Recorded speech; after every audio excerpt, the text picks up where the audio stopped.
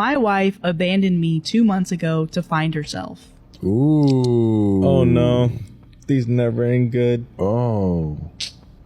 2 months ago, I get home and she left a note. My friend calls it Exhibit A.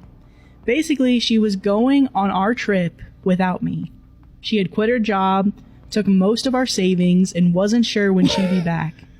Maybe a year, maybe sooner. She knew I'd understand. Her location is turned off. My calls go directly to voicemail. I texted the kids a picture of the note. That's terrible. We have our checking accounts for direct deposits of our paychecks, but we transfer most of it into a joint account to pay the household bills and savings. We both have access to the main savings account. We have joint credit cards we use for household expenses. The 2 cars and mortgages are joint. We both also have our own small savings account, our own retirement accounts, equity funded, and our own credit cards for gifts and fun things. I closed all joint cards and accounts. I waited a month to see if she'd come back, hopefully before she spent our savings. After receiving only 1 text the first month, I went to a lawyer. She basically said that there was very little to do right now, other than changing the beneficiaries of my retirement account and life insurance. Yay, my wife gets nothing else if I die alone while she's having our adventures. It was only a month and there was no way to serve her papers. My lawyer advised me to keep paying the mortgage and the cars. The cost of trying to get a judge to approve the sale of joint assets was more than making payments. I didn't want to ruin my credit by letting one of our cars get repossessed, but I couldn't sell it because she's on the title. I get random texts and she sporadically posts on Instagram. Of course, she has her comments turned off. I want to block her so bad, but my lawyer advised me that it's better to maintain a communication channel that's not through our kids. Her last post was from Hawaii. She put in the comments how great a husband I was for letting her take this trip. Whoa. I'm barely making it, paying 2 cars, a mortgage, household bills, insurance, hoping there are no emergencies because I have no savings. And she's enjoying our trip. Her. I'm so pissed at her. I helped take care of her mom for 4 years, and her when she fell apart after her mom moved into a memory care home. And she returns the favor by abandoning me? Prime example of a man will sacrifice his happiness for his family, while a woman will sacrifice her family for her happiness. Women like this don't put any value on all the things you've done for them, as they are solely loyal to their emotions.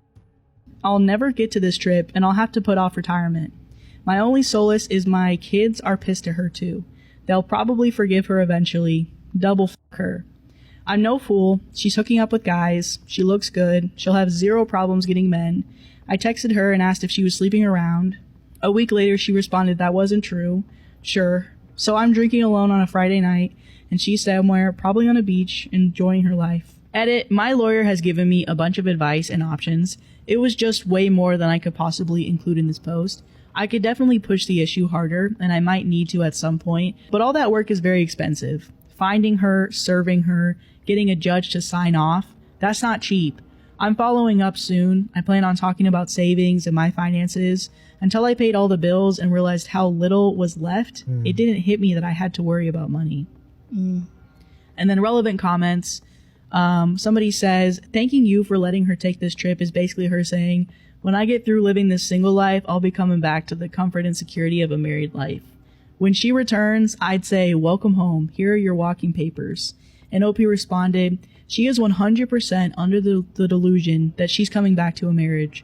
She had a few conversations with our daughter, and she's convinced I'll understand and forgive her. So she is speaking to the kids. Get the hell out of So here. disgusting. You freaking delusional I wonder who implanted these delusions in her head.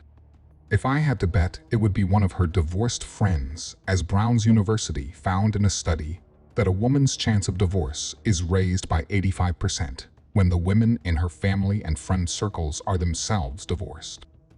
We already knew this with single women keep women single and misery loves company, but it's good to see some studies proving its accuracy. Another comment. Tell your daughter to pass along the message that you're filing for divorce for abandonment and see if this gets you some traction. I don't generally like the idea of going through kids, but they need to have your back on this. Maybe even tell her they'll cut her off as well if she keeps doing this to you and the family. Maybe even start posting about how she's living the good life and letting your kids and family know what kind of pickle this has put you in. Everyone probably assumes you're on board with this if you're not purposefully driving the true narrative. And Opie responded, she only hears what she wants. I asked her to send me an address to serve her papers. She only told me that we'll work it out when she comes home. Like the we will. My daughter tells her all the pain she's causing, but she just says that she only has 5 to 10 years left until she gets dementia. It's impossible to know if she'll even develop dementia, but shouldn't she be spending this time with her family? An update from my original post. I'm feeling much more positive now that the financial situation has become a little bit more manageable. Basically, I'm running up debt that will get paid off when I sell the house. Even with lawyer fees, I have 6 to 8 more months before I have to worry about money, assuming there are no emergencies. My friend's wife gave me some good advice. Don't go from being a hero to a villain in your kids' eyes. How I talk about and treat my wife will determine my future relationship with my kids. I don't give a damn about my wife, but I don't want to make her a sympathetic figure or drive them away from both of us. I followed up with a lawyer. Basically, she said we're going to have her pay back the savings she took through a reduction in the shares of assets. Any division of assets will include the savings she took. She'll also have to repay the money I spent maintaining the house while she was gone. There is plenty of equity in her share of the house and her retirement plans to cover that. She said that our finances are so intertwined after nearly 25 years of marriage, my wife is going to get some share of the assets. Best case is she agrees to the terms of the divorce. It's relatively cheap and quick. Otherwise, it gets complicated and expensive. She gave me a lot of options and how much I can expect to spend, so I've decided to just wait, mostly. I don't know why he thinks she would ever agree to that. From what she has already done, it is extremely clear that accountability isn't something she's familiar with, especially when we consider that she stated multiple times she expects to cry her way back into the marriage after she gets done living her single life. He needs to be more proactive, as I have a feeling she is going to make the divorce as difficult and expensive as possible to get back at him for divorcing her. It's clear that she believes she has done nothing wrong, which makes it highly unlikely that she would respond amicably to the divorce papers she will get upon her return. I just got a couple of credit cards with promo rates for purchases and transfers. That gives me breathing room and I can conserve cash. I'll just pay them off when I sell the house. Now that my financial situation is less stressful, I'm actually enjoying her being gone. I'm free to do whatever I want, whenever. I don't have to cook or clean or take care of anyone. The house is quiet for the first time I can remember. I loved my wife, but her mental health weighed down our marriage. On balance, it was worth it until now. The first month or so, I expected her to be there whenever I'd get home. When someone was at the door, or if I heard noises, I'd think it was her. I checked the doorbell cam obsessively.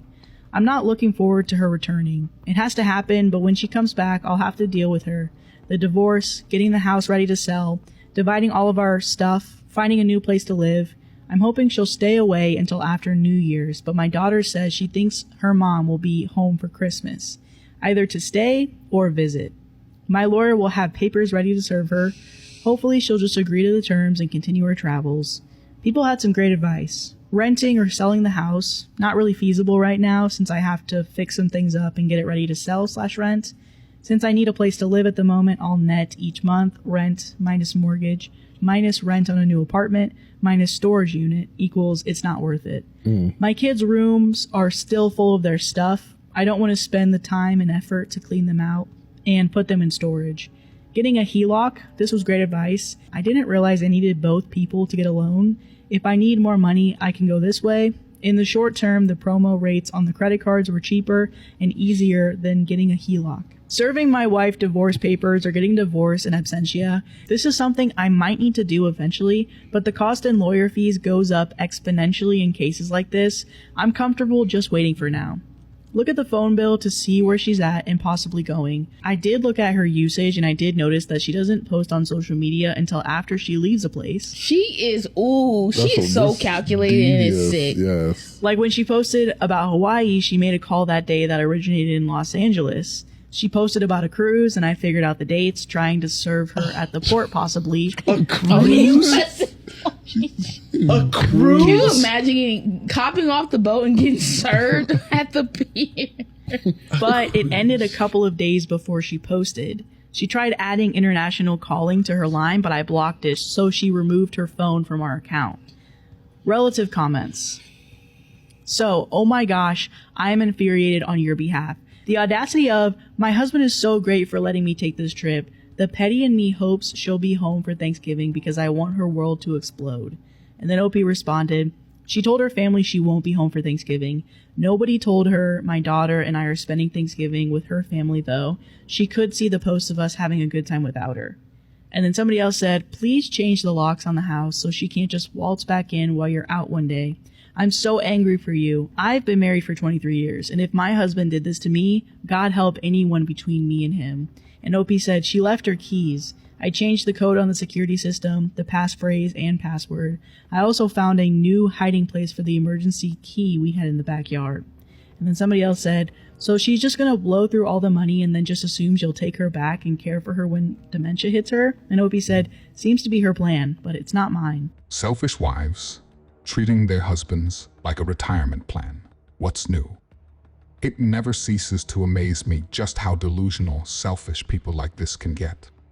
In a sane world, something this ridiculous would have to be a movie script, but unfortunately, we don't live in a sane world. If you have enjoyed the video this far and want to see more like it in the future, I would greatly appreciate it if you liked the video. Thank you. And then there's updates. Okay, so my wife texted me in the middle of December that she'd be home for Christmas. I told her that we, our daughter and I, would be at my brother's. She obviously wasn't welcome. I'd leave her car in the driveway, in the fob in the backyard. She wasn't allowed in the house unless I was there. She didn't have keys to get in. She spent Christmas with her sister. When I got back, I met with her. I decided not to be overly confrontational because I didn't want to give her the satisfaction of thinking I cared enough to be mad. She was taken aback about how detached I was. I could tell it bothered her that I didn't show much emotion, not even anger. I just wanted her to agree to a divorce. I asked why she left without telling anyone. She said she didn't want to wait a year. She didn't want anyone talking her out of it, and she didn't want to work anymore. She just wanted to leave because her mental health got worse. I'm sure it was mostly because she didn't want me to stop her from taking the money. She knew I would take care of everything with the kids and the house when she left. We had decided to go summer of 2024 for a few reasons. Packing everything and getting the house ready to sell was going to be a lot of work. We wanted to make sure our daughter graduated college, got a job, and was settled. We wanted to make sure we had money when we got back. We wouldn't have a house, cars, or job, so we just needed money because it could take months to find work and a place to live. We didn't want to have any worries or deal with a mess back home. At some point in our planning, she began questioning to herself, not me, if she ever wanted to go back to our old life. She didn't want to work full-time or buy a house or stay in one place after we got back. She wasn't sure what she wanted, but she didn't think she would figure it out talking to me. I told her that's the reason we were taking the trip, to figure things out together, to see what we wanted for the next part of our life. I asked her why she didn't just get a divorce before she left. Then she wouldn't have to do this behind our backs, and she would have plenty of money without stealing our joint savings. She claims that she didn't want a divorce, that she wanted us to live whatever life she figured out. I told her that's not how marriages work, one person deciding for the other. In talking/texting our daughter, her family, my texts, and voicemails, she realized I might not forgive her. She was right about that. Might. So she might have to visualize a future without me. No, you start visualizing a future without me. Are you crazy? This is where I hope she would say some stupid like she was going to squander all of her money living in a van and make travel vlogs, or she met some guy that she needed to wire money to so they could open an ice cream shop in Alaska. Instead, she wants to be a digital nomad, working part-time, fully remote, and living in new places. She tried to convince me to go with her, but I'll never be able to trust her, plus I don't love her anymore. Traveling like that for a few years doesn't sound bad, but she doesn't have a job or any work lined up. She's not in her 20s, and that way of living will get old quick. No close friends, no family. I want her to make it work so she won't be here trying to get back in our lives. Number 1, how are the kids doing? Our son wouldn't have seen us the entire time she was gone anyway. He only responds to her with very short texts. He told me that she wanted to see him, but he said that he was too busy and he wouldn't be able to get away. He lives in the barracks, so it's an easy excuse to avoid her. My daughter stopped talking to her / texting her. She's pretty upset. Her worry turned to anger when she realized her mom wasn't having a mental breakdown, but just being selfish. If her mom was sticking around, they could probably work through it eventually. I just care that my daughter is happy, so whatever she decides, I'll support. Number 2, did she spend all of the money? About half. I think she realized she needed to figure it out before she completely ran out of money. 3, did she sleep with anyone? I didn't ask because I didn't care. Asking would imply I wanted her back, or it would matter. Even though I didn't ask, she claims she didn't. Not sure if she's lying or not. She might just be saying that because she doesn't want the kids to have another reason to be mad at her. 4, does she feel bad for what she put us through? She claims she does, and she wishes she had handled it differently. She said getting away and figuring herself out was best for her. She threw away everything, all for her own selfish desires, thinking she would get away with it if she simply said sorry. I doubt this is the first time she's done something somewhat similar to this, and likely assumed she would get away with it like she did last time. I told her she was just being selfish, and when she first left, we were worried something would happen to her and we would never see her again. She always has been self-centered. I told her she's taking the easy route and letting everyone else handle the difficult parts. If she gets sick, kids will take care of her. Goes broke, lives with family. Abandon everything, they'll forgive her. She thinks her siblings and our children will let her live with them like we let her mom live with us. Oh, hell no. I'm sure when she visualizes her future, she sees our kids there. They might not be, and definitely not in the same way they were before. Despite how it might sound, I'm actually really happy with how it all turned out. Our divorce is far from final, but we agreed on the big things. We'll sell the house, how to split the retirement and profit from the house, how to pay back the money she took, and what I spent maintaining the household. I got most of what I wanted from the settlement. She'll soon be mostly out of my life. I won't have to pay alimony, and because she's choosing to make significantly less money than I was, I won't be forced to support her. That would be a kick to the teeth. She isn't my responsibility anymore. I won't have to care for her if she does get sick or goes broke. I figured I'd start dating again. I didn't realize a 50-year-old man with children out of the house, a good job, and in decent shape would be a catch. I'm not fighting women off with a stick, but I've had a lot more interest than I expected. It's been kind of nice meeting new people. I've worked out the numbers and I'll be doing pretty well after everything is settled. I only have to support myself. Not where I wanted to be, 50, getting divorced and using Reddit as free therapy sessions, but I'm happier now than I've been in a while. I'm even planning a little vacation of my own. Yay. P.S. Thanks to everyone that has responded and reached out. It means a lot. Top comment to the post. I've been looking forward to this update. A lot less dramatic than we thought it would be, I'm sure, but it sounds like things are going to be okay for OP, more or less. Man, his wife really didn't realize yet how much she screwed up, huh? She's losing her stability and entire support system and doesn't even know it.